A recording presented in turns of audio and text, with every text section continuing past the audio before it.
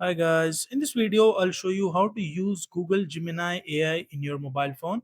So the first step is just go to the App Store or Play Store in your mobile phone, go to search section, and from here just download the application called Gemini or Google Gemini. You can just write down the name, and after a few seconds you will be seeing this application called Google Gemini. So make sure to download the application, click on open, and once you click on open they will basically ask you to log in with your account, with your Google account that you want to use in the Gemini. So once you're logged in into the account, so you will be seeing all these sections, like if you want to search anything, if you want to generate a video, like research canvas, that is your choice. What do you want to do? So let's say that I want to generate a video.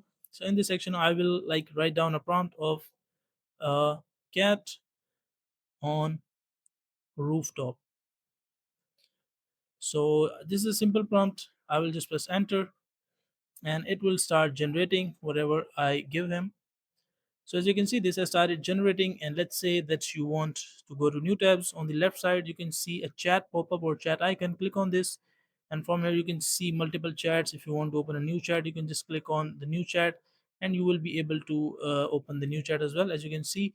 And if you want to go to the past chats that I was using, so as you can see this process is still running. So that is a simple and easy process. If you want to do anything, you want to do search, like you want to generate videos, you want to do whatever you want.